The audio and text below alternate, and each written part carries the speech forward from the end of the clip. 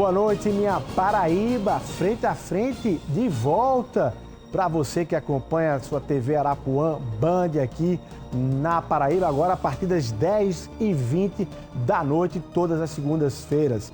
Olha só, ele foi relator da reforma tributária aqui no Brasil e nem bem acabou essa missão, já assumiu a relatoria de outro projeto extremamente importante também para o país, que é o Marco Regulatório da Inteligência Artificial. Estou falando do deputado federal paraibano Aguinaldo Ribeiro, que conversa conosco na noite de hoje. Ele que, em meio aos debates legislativos, está travando aí uma queda de braço com União Brasil aqui na Paraíba para ver quem fica com o comando da Federação PP União Brasil. E também está discutindo aí a composição da chapa governista para as eleições de 2026. Será que o deputado Aguinaldo Ribeiro vai dizer tudo o que pensa no programa de hoje aqui no Frente a Frente? Vou saber disso a partir de agora. Frente a Frente está no ar.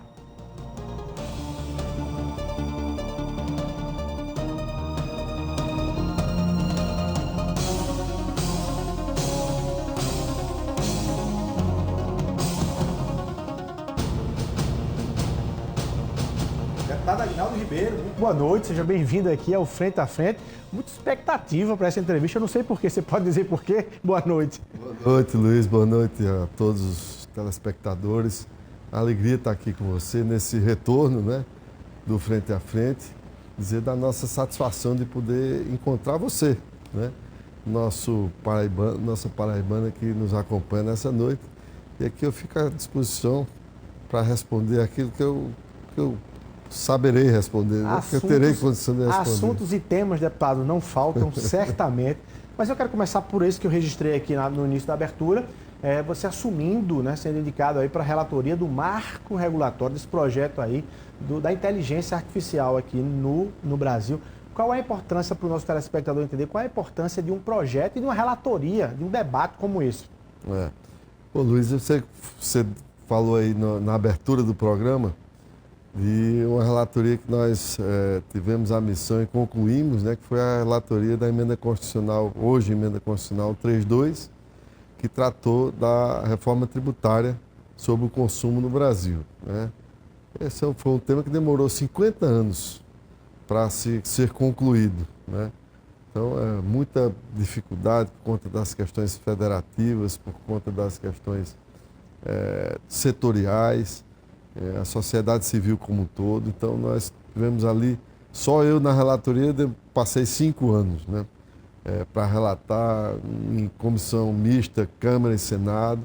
Vimos o Brasil todo, andei esse país todo. Tomamos como missão para relatar aquela emenda constitucional que continua, né, porque essa dinâmica do sistema tributário ela é perene, ela sempre... ela não para. Tem um período de transição, inclusive. Nós vamos ter período de transição, vamos ter a implementação ali a partir de 2000, ou melhor, a finalização desse período a partir de 2033. Então, missão daquelas quase impossíveis, né? Quando eu penso que vou descansar, tem uma missão que é muito complexa, porque desta feita nós estamos tratando de um tema que é novo não para o Brasil, mas para o mundo, né, para a sociedade de todo o planeta, onde nós temos aí esse desafio em todos os países para tratar do tema da inteligência artificial. Já a discussão sobre regulação de redes sociais, nós enfrentamos um debate ali de fake news, ou seja, é um tema hoje que é muito complexo, né, é muito abrangente, porque nós temos ali inclusive vários projetos tramitando no Congresso Nacional, tanto na Câmara como no Senado. Esse projeto que nós estamos relatando, vamos relatar, porque ainda não foi ainda, vamos dizer, instalada a comissão especial, que será presidida pela deputada Luísa Canziani, do Paraná. Nós temos aí um desafio muito grande, mas esse projeto é o do presidente Rodrigo Pacheco, foi aprovado no Senado e agora se encontra na Câmara. Nós vamos ter um desafio de ouvir muito, de promover um debate muito amplo na sociedade, porque a inteligência artificial hoje faz parte da nossa vida, né? É um desafio, sobretudo, também de até convicção com relação à utilização, a como se deve utilizar. Tá na medicina ao futebol, né? Da medicina ao futebol, ela é transversal, né? Ela está presente na vida de todos, né? E é uma coisa muito nova, né? Eu acho que, assim, nós estamos... Eu costumo dizer, é como se a gente estivesse vivendo, se a gente olhasse para o passado, né, ali no meio da Revolução Industrial e a gente ali vivendo sem saber que está vivendo aquilo. É um pouco isso que nós estamos vivendo hoje do ponto de vista do mundo tecnológico. Agora, eu quero crer, deputado, que é um debate para garantir a proteção das pessoas e do uso correto e adequado da IA aqui no Brasil, mas também de estimular a própria produção de inteligência artificial aqui no Brasil. A gente tem como sonhar com o Brasil na vanguarda, na liderança da produção de IA no mundo? Eu acho que sim. Eu acho que o Brasil é um país que tem se notabilizado, né, por ter grandes cabeças, né, principalmente nessa área de tecnologia. A grande questão é que nós temos dificuldade em reter esse capital, né, no nosso país. E um outro problema, que é um problema que está ligado à discussão do próprio Orçamento Geral da União, que é vamos dizer assim, a timidez, para a gente ser elegante, né, com o que se aporta em termos de pesquisa no nosso país em diversas áreas, inclusive nessa área, né? Então, a gente tem muita dificuldade, né, de investimento em pesquisa. Por essa razão, termina que quem sempre cumpre esse papel é a iniciativa privada. Eu acho que se o Estado tivesse olhar de trabalhar para estimular cada vez mais pesquisa, tenho certeza que não só o Brasil, mas eu quero aqui falar um pouco também da nossa Paraíba, né? Aqui, se a gente olhar, se eu não estou equivocado, o primeiro curso de inteligência artificial foi aqui na Universidade Federal da Paraíba. Vai ciência de dados e inteligência artificial. Então, a gente tem uma trajetória, né, nessa área que sempre foi referência. Quando a gente olha, por exemplo, o Porto Digital aqui em Pernambuco, a gente teve ali várias cabeças paraibanas participando, mesmo a partir da criação do César. Então, eu acho que a gente tem muita identidade do Brasil, mas também a Paraíba tem muita identidade com relação a isso. Acho que talvez a gente é muito, vamos dizer assim, a gente tem dificuldade, né, de perceber esse mundo virtual, que é mais concreto do que tudo, né, hoje, mas num passado recente eu acho que a gente via isso meio distante, né? A gente olhava mais para esse mundo de empresa, que a gente pega, que vê, né, que você... E acho que as startups modificaram isso sobremaneira. A gente tem que ter um cuidado muito grande com a sociedade, a nossa sociedade. A gente está vivendo um momento também de dificuldade na nossa sociedade por impacto da tecnologia. Porque as pessoas dizem, é ruim, é bom. Eu acho que tudo depende da forma como você usa, né? A gente teve a internet, que foi uma rede mundial que teve um impacto muito grande na humanidade. Um instrumento para o bem ou para o mal. E é um instrumento para o bem ou para o mal. Agora, deputado, a gente está falando do ponto de vista de Congresso, de câmaras, sobretudo, especialmente de Câmara Federal, falando de um tema importante como esse de inteligência artificial, mas me parece que lá em Brasília o tema gira em torno do debate, que é um debate polarizado, que é o debate da tal anistia, né, para os envolvidos no 8 de janeiro. Deixa eu lhe perguntar objetivamente, qual é a sua opinião em relação a isso? Aliás, já teve votação, quer dizer, já tem um indicativo de listas de quem já apoia a questão da votação de urgência, né, do projeto. Você é a favor ou contra esse projeto, para ficar bem claro? E qual a sua leitura do comportamento e da postura do presidente da casa, o nosso conterrâneo, Hugo Mota? Bom, em relação ao projeto, eu não vou saber lhe responder, porque eu não conheço o projeto. Eu não li o projeto. O que a gente tem de notícia é o seguinte, é um projeto de anistia, né? Então, agora que eu acho que as pessoas estão mergulhando na essência do projeto, que eu não vi, confesso a você que não vi. Mas você não foi procurado, deputado? Eu fui procurado, mas havia um sinal, vamos aqui de forma muito clara.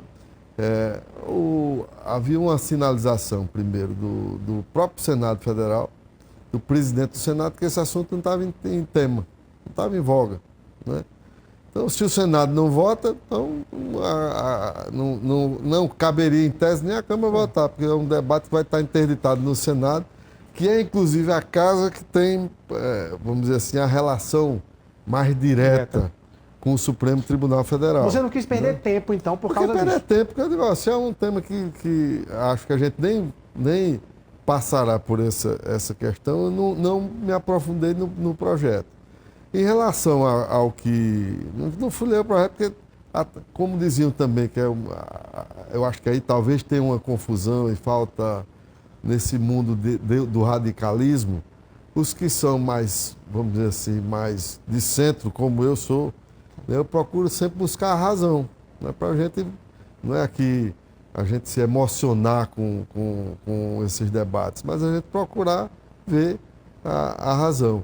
Eu acho, por exemplo, que um tema como esse, repito, não conheço o projeto, mas se você fosse discutir a questão da anistia, você tem que ter primeiro um processo concluído, né, daquilo que se quer anistiar, e daqueles que se quer anistiar, né? E quando eu digo, você só anistia quando há uma condenação.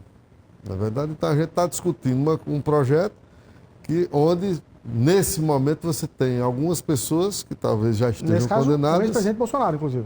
Não, que não estão. Não está condenado. Né? Ele está num processo, ele está em curso do processo, ele tornou-se réu para ser julgado, mas ele não foi condenado. Ele pode ser absolvido. Então você há uma antecipação por conta de uma narrativa política de um dia, se referindo a uma anistia. Parece que a anistia é o dia e não as pessoas, né? Então eu acho que... Agora, dosimetria, algumas pessoas falaram em dosimetria de pena, né, que é outra coisa daqueles que foram anistiados. Aí você tem que olhar isso caso a caso, né, para emitir um juízo de valor. Me parece que são várias pessoas que foram, algumas já condenadas, outras não. Portanto, há que se ter, inclusive, um cuidado, porque eu acho que há um equívoco aí, numa leitura preliminar, de se chamar um projeto que se quer votar agora de anistia, sendo que as pessoas sequer, algumas ou parte delas sequer foram condenadas. Outras já foram responsabilizadas. Né? Outras já foram responsabilizadas. Agora... E aí não dá para fazer também, eu acho um juízo, ali você teve todo tipo de comportamento, né? A gente viu pela televisão. Então você teve pessoas que danificaram o erário público, né, danificaram o patrimônio público, melhor dizendo, né, causando dano ao erário. Então, essas pessoas, eu acho que é um critério objetivo, inclusive. Tem algumas pessoas que foram, nos parece, utilizadas, né, ali e terminam que, não sei se dá para fazer um juízo, que é uma questão muito mais de juízo mesmo, em relação a cada um. A imprensa nacional traz informações de que o presidente Hugo Motta estaria ali tentando encontrar um certo consenso para que o projeto seja um tanto quanto modulado e ele possa passar tanto pela base governista quanto ter aí o próprio aval do STF, o STF não se sentir tão desmoralizado com um avanço desse. Você acha que isso é viável e acha que o Hugo Motta está agindo bem em relação a isso? Eu acho que, na verdade, Luiz, a grande questão é essa, que se politizou o projeto sem se mergulhar na questão do projeto propriamente dito, né? Então, acho que se quer se enfrentar o tema, e se vai se enfrentar esse tema, eu acho que ele deve ser enfrentado de forma racional. Eu acho que o presidente Hugo está fazendo, e acho que está fazendo corretamente, né, de forma muito objetiva, é buscar, primeiro, o equilíbrio naquilo que está se discutindo, né? Então, que é um pouco aquilo que eu me referi há pouco, né? E, nesse sentido, é buscar com que, olha, nós precisamos ter alguma coisa que se precisa da solução, né? Que são temas pontuais que não dá para se tratar. Eu acho que essa é a discussão e acho que nisso todo mundo concorda, inclusive mesmo quem algumas pessoas que são ligadas ao próprio presidente Bolsonaro e tudo, acha que tem também esse entendimento, né, onde se teve equívoco de parte a parte. E tem um outro tema, que é um tema que está sendo julgado, né, pelo Supremo Tribunal Federal, que é a questão do golpe. Né? É a questão do golpe que está sendo julgado pelo Supremo Tribunal Federal nesse momento, onde existem pessoas que estão sendo ali, cada um com o seu papel, com sua participação, que está sendo tratado. Você não e aí, julgamento. Aí eu não vou. Eu ia lhe perguntar, você tem alguma visão sobre não, isso? Eu acho que aí a gente tem que esperar. Eu sempre tive essa visão. Justiça, a gente tem que aguardar qual é o entendimento da justiça. E no âmbito da justiça, em primeiro lugar, até para respeitar o poder, os poderes, né, e a relação dos poderes, é lógico que você tem um campo de debate dentro do próprio judiciário. Né? E aí a gente tem que respeitar isso, para que no momento correto, onde a gente tem as coisas de forma muito clara, né, sociedade como um todo, a gente possa ter a responsabilidade de, como sociedade, promover justiça. E aí quem for culpado pague a sua pena. Acho que tem que ter dosimetria correta nas penas, né, para cada tipo penal, porque cada um é um tipo diferente. Né? E a gente ter equilíbrio, mas sobretudo também acho que nós estamos num momento em que é importante que a gente vença essa etapa e a gente passe para a pauta que o país precisa, que é a pauta que todo mundo está preocupado. A gente tem um desafio econômico para ser vencido, num contexto mundial. Estamos vivendo esse problema agora, a gente falou em reforma tributária, né? Estamos vivendo o momento das tarifas perpetradas pelos Estados Unidos em desfavor de todas as nações, praticamente. E nesse caso tem até uma unidade dentro do Congresso em favor do Brasil, né? Tem até uma unidade mais próxima. Eu acho que nós estamos vivendo um mundo meio esquisito, né, ultimamente, em relação a essas coisas, né? Mas acho que tem claramente uma disputa aí que está colocada, né, de China e Estados Unidos. Né? Acho que o Brasil, nesse quesito, pode ser bastante beneficiado num momento como esse, porque ele tem como ampliar a sua pauta de exportações em várias áreas. E eu acho que a gente tem que estar atento, né, mas sempre com a cautela necessária para responder naquilo que for rapidamente, como nós respondemos na questão da reciprocidade. O presidente Hugo colocou em pauta, nós votamos, né? O Senado, o presidente Davi também colocou em pauta, nós votamos quase que de maneira rápida, né? Nas duas casas, e acho que exatamente para salvaguardar os interesses do nosso país. Olha, tem uma briga mais aqui, quer dizer, é nacional, mas ela reflete aqui na Paraíba, que é quase Brasil-China, quase Estados Unidos e China, que é essa do União Brasil com o PP para o comando aqui na Paraíba, com base nessa federação que se constrói, União Brasil e PP.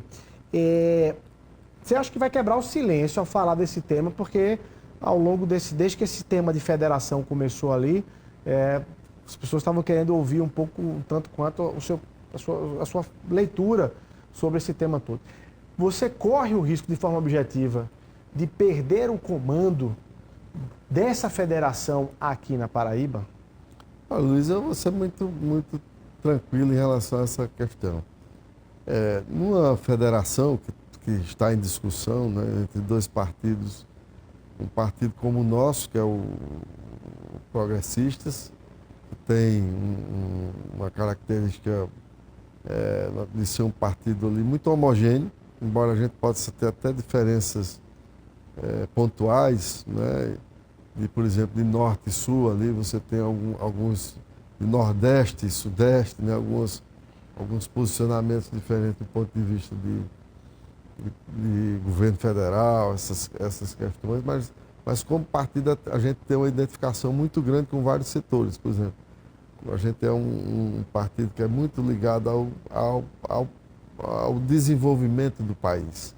Nós somos ligados ao agro, né? Ao setor agrícola como um todo, agropecuário.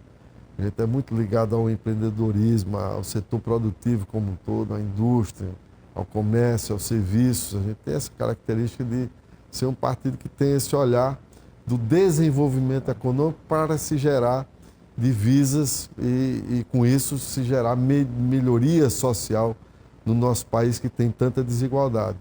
Então, assim, sempre se especulou muito sobre essa questão da federação. Né? Você vai ter, não vai ter, vai ter, não vai ter, vai ter, não vai ter. E continua algumas pessoas também ainda colocando vai ter, não vai ter. Eu sempre tive muito tranquilo com relação a essas questões, porque num debate de federação nacional, qualquer que seja o debate, você vai ter que ter critério objetivo, né? E esses critérios objetivos serão definidos no âmbito nacional, né? Nós não vamos ter, vamos dizer assim, uma customização para resolver assunto de Estado A, de Estado B, de Estado C. Porque se for assim, não vai ter federação. Porque virou um custo de retalhos. Porque virou um custo de retalho, porque em cada estado você vai ter problema. Né? E que critérios são esses que colocam para a Paraíba nas mãos do PP? Os critérios estão sendo definidos pela federação, por aqueles que estão caminhando para fechar a federação. Né? E da minha parte, o que eu posso lhe dizer é que estou absolutamente tranquilo de que quando houver essa federação, nos critérios objetivos, né? Porque você imagina se você fosse ter um critério aqui para Paraíba, outro para Pernambuco, isso não existe, porque aí seria não se faria a federação. Né? Não se faria a federação. Eu acho que Paraíba, eu sempre fiquei, nunca nem tratei desse tema, porque primeiro eu sou muito... Você não foi bater pouco na imprensa? Não, mas eu sou muito tranquilo com relação, como dizia Zé Américo de Almeida, o que está para acontecer tem muita força. Então é o seguinte, a gente tem que aguardar primeiro que as coisas se concretizem. Né? Eu tenho certeza que em relação à federação como um todo, você vai ter impacto no país como um todo. Você vai ter impacto, não é só na Paraíba. Né? Você vai ter na Paraíba, vai ter em Pernambuco, vai ter em todos os estados. E aí, só que nessa construção, a gente aqui, nós temos consciência do que representa o nosso partido no nosso estado. Né? Nós temos essa consciência, não é consciência porque a gente imagina que tem a consciência, é porque aqui a gente tem uma representação no estado. Nós fomos, inclusive, o partido no estado que teve o maior número de votos, né, na eleição municipal. Então, mas fora isso, a gente tem hoje uma representação que é muito relevante. Nós temos hoje uma bancada federal de 2 parlamentares na Câmara dos Deputados. Teremos na próxima quarta-feira, vocês estão convidados, né, a filiação da senadora Daniela ao partido, ao Progressistas, novamente, ela mesma já convocou, então teremos uma senadora no partido. Tivemos na eleição, por isso que eu falo critério objetivo, se for da eleição é bancada, é o quê? Vai se ter um critério, né? Vai ser definido pelas E a presença do vice-governador Lucas Ribeiro, que pode se transformar no candidato ao governo. Esse talvez é o critério maior?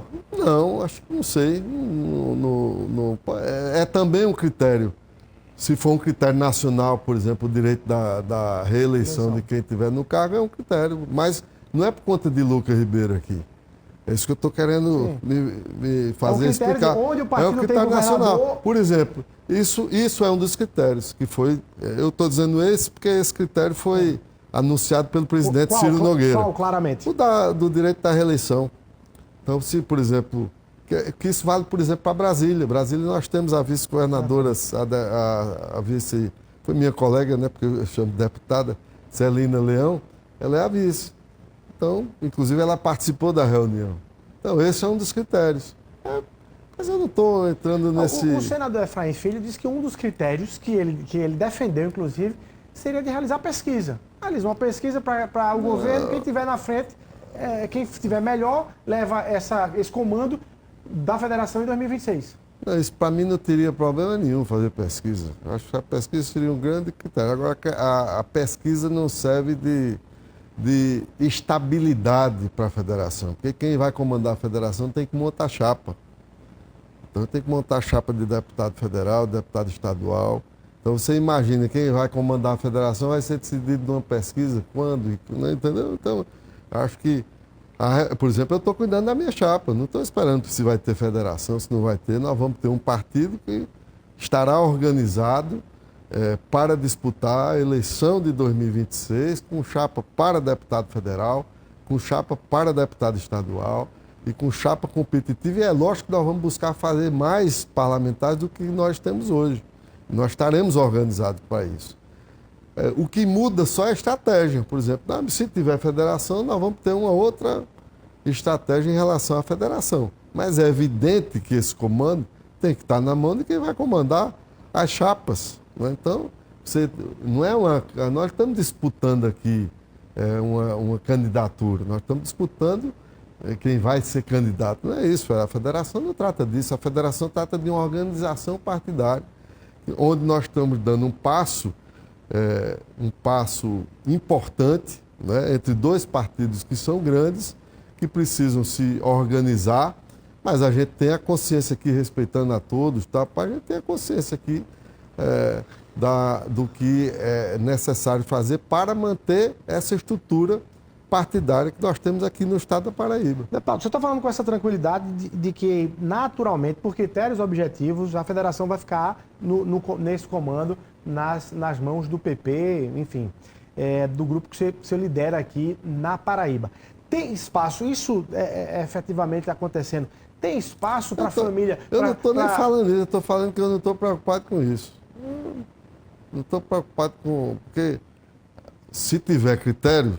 Primeiro, se tiver a federação, né, que está anunciado, mas não está concluída. Entendo a federação e entendo critérios objetivos, qualquer critério, inclusive o da pesquisa, só que o da pesquisa não se aplica para se ter a estrutura partidária, que a gente não está discutindo uma candidatura.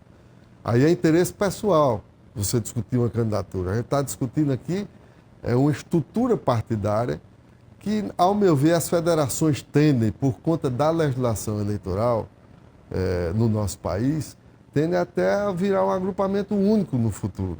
Nós vamos caminhar, Luiz, para ter, eu acredito que muito rapidamente, 4 partidos. Nós vamos caminhar para ter 4, 5 partidos aí no máximo no Brasil. E foi esse o intuito do legislador. O nosso intuito foi reduzir a quantidade de partidos. Então, quando você faz um movimento desse, agremiações que se... Vamos pegar o exemplo de quem fez federação no passado. Quem fez federação no passado, hoje, está praticamente ou se fundindo, alguns, inclusive, estão buscando fusão, ou, como partido, alguns, inclusive, desapareceram. Né? Você não tem mais você não vai ter nem condição de estar buscando uma fusão, uma outra federação, para poder tentar romper aí essa cláusula de barreira, essas questões. Agora, vamos lá. Na hora que você está dizendo que não está preocupado, ou porque tem plano B, né, perdendo esse comando, ou porque, na verdade, está tranquilo, porque os critérios objetivos vão dar... Não, objetivamente, inclusive esse que eu estou dizendo que esse foi público numa reunião do partido, onde o presidente Ciro, quando foi esclarecer quais eram os critérios, colocou que tinha uma questão que é natural, tem uma questão aqui do União Brasil de preocupação em relação ao comando aqui, né? Até porque se for efetivamente por esses critérios objetivos, quaisquer que sejam, né? O progressista teria, como em outros estados terá, e como em alguns estados onde a União tem também uma predominância sobre o progressista, ele também estará à frente. Bom, vamos lá. Então, com base nisso, aí 2 perguntas com base nisso. Tem espaço para o grupo Moraes, o senador Efraim Filho, o deputado George Moraes, depois de decidido isso nas mãos do PP, tem espaço para dizer, peraí, por que quem está brigando? Por que vocês vão sair? Fiquem por aqui que a gente tem como ajustar alguma coisa. Tem espaço para essa conversa? Eu acho que política, primeiro, a gente um passo de cada vez e um dia de cada vez. Porque aí você já está na frente do estatuto, você já está na frente da federação, né? Eu acho que esse é o momento em que a gente tem que ter a tranquilidade para no primeiro vencer essa etapa, que a gente não sabe se é uma etapa que ainda não foi concluída. Tá aí a segunda pergunta é exatamente sobre isso, sobre a instabilidade que isso gera na condução do PP, porque começa a se dizer assim, olha, não vou para o PP vai porque eles estão brigando numa federação, pode ser que dê bronca. Isso não gera uma instabilidade? Você não quer celeridade da resolução disso? Não, acho que todos queremos. Aliás, um dos temas tratado com o presidente Ciro, e que eu acho que por isso, eu acho que esse assunto será resolvido esse mês, ou seja, nós temos aí mais 2 semanas praticamente, para que esse assunto seja resolvido. Não é nem a questão só da estabilidade mesmo, acho que você tem razão, não é? É a questão da insegurança que atrapalha na estratégia da montagem das chapas, né? Então eu acho que isso é fundamental, que a gente tenha decidido o mais rápido possível para ter essa tranquilidade e que a gente possa seguir avançando no nosso projeto de ampliarmos as vagas, tanto de estadual quanto de federal, e o próprio projeto majoritário, que sem dúvida nenhuma é extremamente importante para todos nós. E vamos falar sobre ele agora. Está todo mundo mandando mensagem aqui, dizendo que querem saber qual foi o cardápio lá do almoço com o governador João Azevedo e Hugo Mota no restaurante do Gulliver Mar recentemente. Essa foto e essa informação gerou muito. Cada pessoa tem uma tese aí de nível de conversa, você vai revelar tudo isso agora, porque o horário permite que você revele. Mas deixa eu começar com umas entradas, alguns aperitivos, antes da gente chegar do prato principal aí. E vou começar a partir, inclusive, da declaração do deputado Messinho Lucena, nos 60 minutos de hoje, com o Rudinei Araújo e o Fernando Braz. Ele disse, primeira coisa, ele disse, olha, não está certo que Lucas Ribeiro, vice-governador, em ficando, seja ele o candidato à reeleição. Messinho disse isso hoje. Mas o Lucas Ribeiro sentado aí nessa cadeira dizendo, olha, se automaticamente eu assumir, eu sou candidato ao governo. O governador João Azevedo também disse isso, gerou maior confusão, inclusive, a fala dele. Dessas duas teses, qual é a verdadeira, Aguinaldo? Para a gente entender, deputado. Não, a questão Você quer falar sobre o primeiro, sobre o cardápio? Ou já não, sobre essa tese específica. Lucas Ribeiro assentado, tomando posse na titularidade do cargo de governador. É ele automaticamente o candidato à reeleição? Olha, primeiro, eu acho que tem uma questão que é muito importante. O primeiro ponto que a gente sempre tratou, inclusive com o prefeito Cícero, eu almocei com ele hoje, inclusive, foi o seguinte, é importante, o ponto fundamental é a unidade nossa. Isso aí que é um ponto que tá sempre colocado em primeiro plano por todos nós, né? A questão aí você tem o que está para acontecer, né? Aí a gente citou aqui Zé Américo de Almeida, mas é primeiro, você vai ter uma posição do próprio governador João Azevedo no momento oportuno, para não gerar aqui nenhum tipo de... onde ele vai decidir, vamos dizer, a primeira pedra do jogo no nosso grupo é o governador João Azevedo. E o governador João Azevedo, tomando a posição de, por exemplo, ir para uma candidatura ao Senado Federal, que é um caminho natural, e em Lucas Ribeiro assumindo o governo do Estado, é também um caminho absolutamente natural. Como seria também um caminho natural a reeleição da senadora Daniela, né? Que ela está no cargo, teria o direito, evidentemente, nesse mesmo programa aqui, há 2 anos atrás, eu acho, eu disse, é evidente que não cabe 2 Ribeiros numa chapa, eu já tinha essa tese mencionado. Está reafirmada. Está reafirmada. Depois até algumas pessoas disseram, mas a primeira pessoa a ser assertivo aqui fui eu. Digo, olha, não cabe 2, cabe 1. E é evidente que Lucas assumindo seria... Eu pergunto para você, você não acha que seria natural? Qualquer leitura automática, qualquer coisa fora disso seria...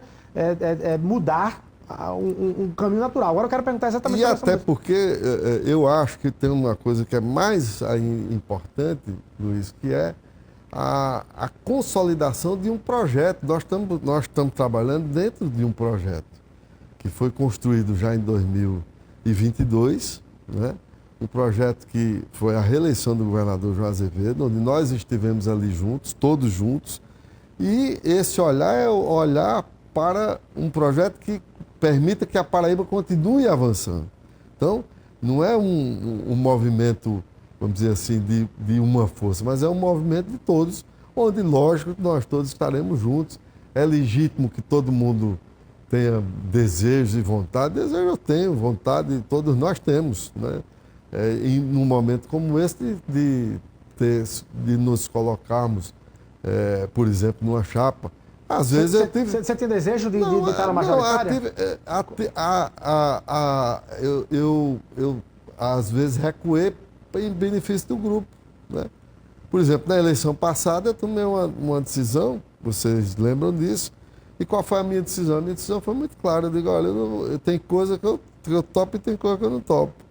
Então eu não me permiti ir para uma eleição onde se permitiu acontecer o que está acontecendo e que eu já tinha previsto lá atrás, né? Você teve uma eleição onde tivemos parte ali votando num candidato que era adversário nosso, né? Dentro da eleição. É Efraim Filho, inclusive. Então, republicanos. Por isso que naquele momento eu digo, isso aí eu não topo. Agora, deputado, para ficar claro, vamos lá. Se é automático que Lucas Ribeiro, tomando posse no governo com a saída de João, ele ser o candidato à reeleição, você reafirma e registra isso aqui. Eu queria fazer duas perguntas com base nesse caminho natural. Primeira delas, muito se fala, que você pudesse ser claro aqui para dizer se é ou não é, isso não pode existir, não. Muito se fala que em Lucas Ribeiro assumindo o governo, ele poderia estar sentado na cadeira de governador, não ser candidato, para lançar Aguinaldo Ribeiro governador, para lançar Aguinaldo Ribeiro, acho que não teria inclusive impedimento legal do ponto de vista de parentesco, né? Ao Senado, o candidato seria Aguinaldo, não seria Lucas, tal. Essa ascendência, você tem essa ascendência sobre Lucas ao ponto dele abrir mão e dizer, vou colocar Aguinaldo Ribeiro nisso? Primeira pergunta sobre isso. Vou responder objetivamente. Primeiro é o seguinte, não existe projeto pessoal, eu vou reafirmar isso para você. Não existe um projeto pessoal de meu, ou do próprio Lucas, ou de Daniela. Nós estamos pensando no nosso projeto como um todo, olhando para o governador João Azevedo, olhando para os outros partidos, o PSB e para os republicanos, que são hoje, vamos dizer assim, os principais partidos envolvidos nesse processo. Então, aí não pode e não deve ser a minha vontade prevalecendo sobre quem quer que seja. E Lucas, aí para também pontuar, para ficar bem claro, ele, lógico que dentro desse processo nós sempre discutimos internamente, né? Mas não será a minha tutela, nem a da própria Daniela, que é a mãe. É bom lembrar que ele é, né, nesse processo sobre ele. Eu acho que ele hoje tem uma vida própria, ele hoje está se portando muito bem, inclusive. Eu tenho recebido muitos feedbacks positivos, entendeu? Da postura dele. A cada dia que passa ele está ficando mais experiente, mais experimentado. Então, eu acho que é natural, convivendo. O governador tem sido muito correto com ele em partilhar, né, ali, dar a oportunidade para, em alguns momentos, ter assumido o próprio governo do Estado, para que ele lide, porque também tem que ter responsabilidade numa condução de um Estado. Então, você imagina, nós não teríamos ninguém tutelado. Deixar isso muito claro. Ele tem as posições dele, as convicções dele, e nós vamos ouvi-lo, inclusive, nesse processo, que é uma posição muito importante, a gente saber qual é a posição dele de crença daquilo que ele em acontecendo, né? As coisas que a gente ainda está fazendo. Que seria, inclusive, a posição do governador, né? Do porque momento. É o natural. É o natural. Você imagina ali, vamos pegar a eleição passada. Qual era o natural? A reeleição do prefeito Cícero Lucena. Nós trabalhamos e defendemos a eleição do prefeito Cícero. Tinha gente do PSB que tinha vontade. Lembra que teve ensaio de candidatura e tal? É legítimo? É. Mas qual era o natural ali? Era o racional. Está todo mundo unido para que a gente construísse a vitória de Cícero como se construiu. No momento do próprio João, voltando mais um pouco ainda, né, 2 anos para trás, qual era o natural ali? Eu vou usar aqui um exemplo concreto. Daniela era senadora, podia ter sido candidata a governadora, não perdia nada. Mas ali se decidiu, estávamos juntos no projeto. Né? Qual era o natural ali? A reeleição de João. Daniela podia ser candidata? Podia. Tinha partido? Tinha. Tinha fundo partidário? Tinha. Podia ter feito. Não, nós fomos para aquilo que é natural. E o que é natural, Luiz, ele tem muita força. Porque você não vem com uma medida, né? Por exemplo, eu construí uma candidatura de governador agora, ou eu qualquer um, tendo um vice-governador que está afinado com o governador, que representa a continuação para avançar numa Paraíba melhor, num projeto como esse, qualquer um você vai ter que trabalhar isso como um todo. Então tem que... não é o natural. Certo. Quando não é o natural, você tem mais trabalho. Pode dar certo? Pode. Não estou dizendo que seja impossível. Mas você teria que mexer com as forças da natureza. Mas você teria que mexer com agora, as forças da natureza. Você chegou num ponto exatamente em relação a isso. Por quê? Porque se é natural o Lucas Ribeiro, assentado na titularidade do governo, ser candidato à eleição, tem um nome aí que está, inclusive, dizendo que sobe em cavalo até sem cela, que é do prefeito Cícero Lucena, dizendo que está se colocando claramente como candidato ao governo. Como é que você vê essa disposição de Cícero de ser o candidato ao governo, se existe uma perspectiva natural de que o candidato sendo Lucas, vocês esperam o apoio de Cícero a Lucas Ribeiro? Eu tenho conversado muito com o prefeito Cícero, desde sempre, né? A gente conversou bastante sobre as possibilidades e estamos conversando, hoje mesmo conversei com ele sobre isso, sobre a possibilidade da montagem dessa chapa, que depende de muita coisa. A gente aqui nós falamos algumas. Mas o que é que o prefeito Cícero quer? E o que nós conversamos hoje é o seguinte: a gente está num momento que, como se diz, o primeiro movimento do xadrez é o movimento do governador João Azevedo. É evidentemente que nesse movimento ele tem uma repercussão a partir desse movimento. Então, nós estamos o quê? O que é que nós temos conversado muito sempre? Nós estamos aqui resolvidos entre nós, não vamos ter dificuldade na solução que for dada. Isso aí, eu ainda hoje conversei com o prefeito Cícero e com o Messinho, que participou. Você não tem medo de terem criado, vou usar aqui a expressão que é usada, vocês terem criado um monstro dentro do próprio PP para engolir vocês em 2026. Você acredita que Cícero pode trair Aguinaldo Ribeiro e o PP? Não existe isso, não existe esse sentimento. Eu acho que quem apregoa muito essas coisas assim, é quem, lógico, a própria oposição está vivendo de quê? Da espera de que haja uma contenda, uma cisânia entre nós. Nós, que eu digo o grupo todo, não é só o PP, né? O grupo todo, e que alguém saia disso de alguma forma fraturando ou comprometendo parte desse projeto. Eu não vejo assim, eu acho que Cícero... Até porque a gente está participando ativamente da gestão do prefeito Cícero, né? Então, se eu vislumbrar, se eu pensasse isso, eu não penso nisso em absoluto. A gente tem conversado muito. Messinho é um companheiro que eu estou sempre com ele em Brasília. Inclusive, assinei agora recentemente pelo seu coordenador da bancada. Aliás, foi a primeira assinatura na lista. Então, a gente tem um momento de muita conversa. Então, agora... É natural que se tenha, né, num momento como esse, você tem ali um desenho que ainda não está decidido, e aí eu volto para a primeira peça do xadrez. Que é o governador.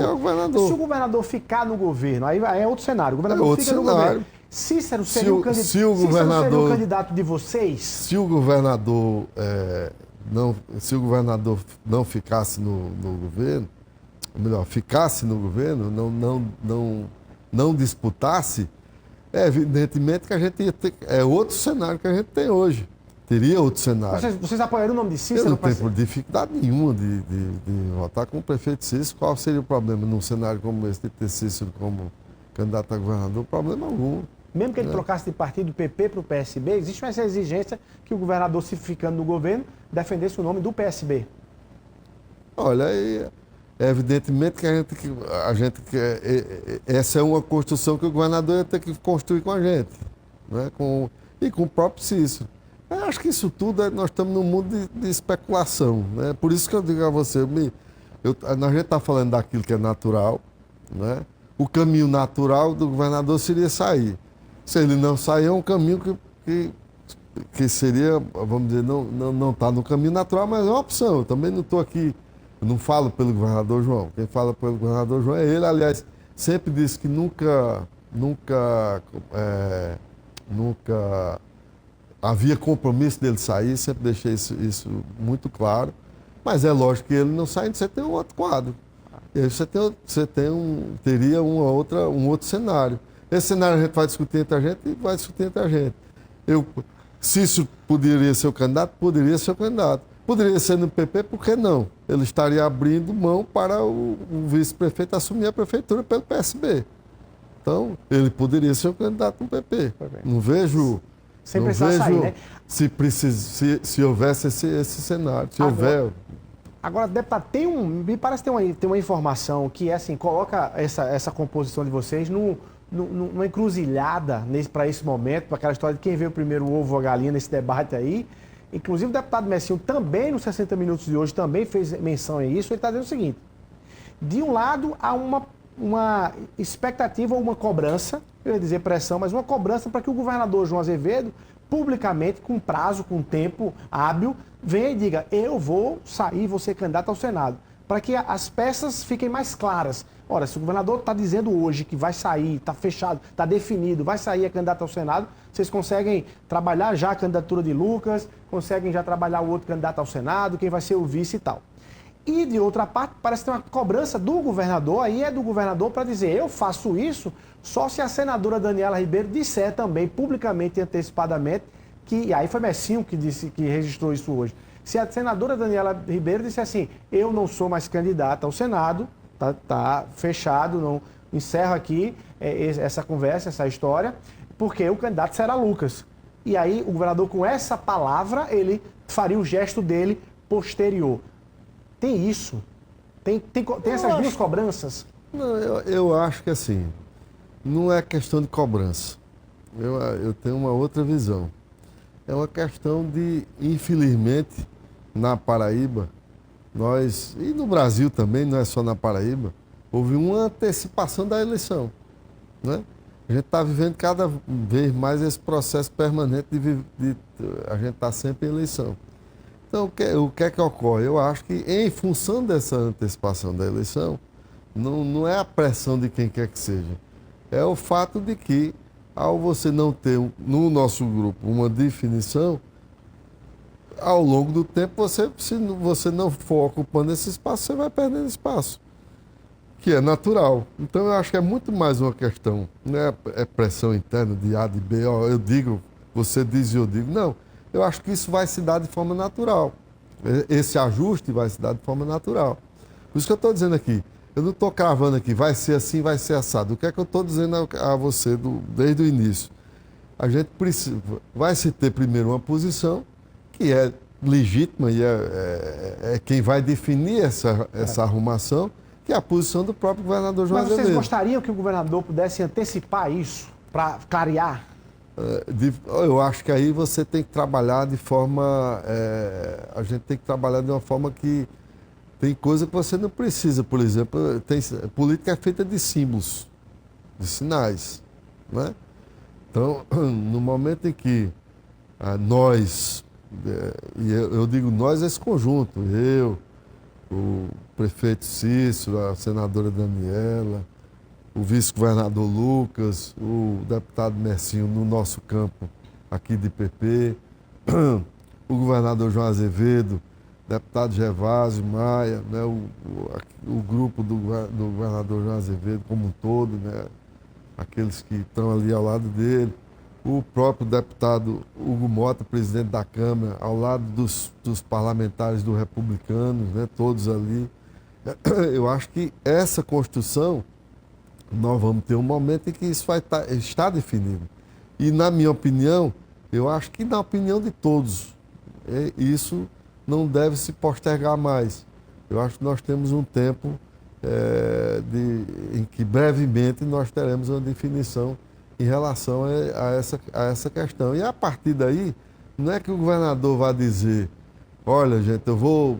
Até porque Em política a gente sabe que tem muito isso. Na hora que você antecipa a eleição e você verbaliza isso, você antecipa a eleição para agora, comprometendo a própria gestão.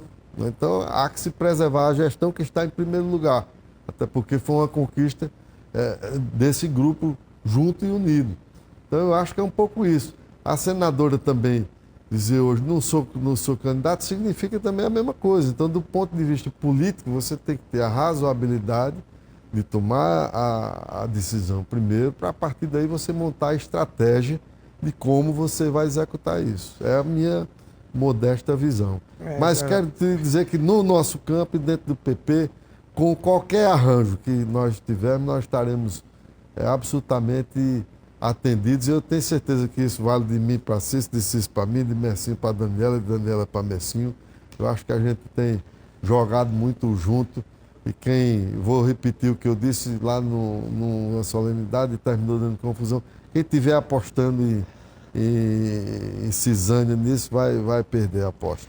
Deputado, por incrível que pareça, 1 hora já passamos aqui conversando. Eu queria agradecer sua presença aqui no Frente a Frente, naturalmente está acompanhando sua atuação lá em Brasília e também as movimentações aqui na Paraíba na política. Muito obrigado, viu? Eu que agradeço, foi um prazer estar aqui com você, Nilson. Bom demais.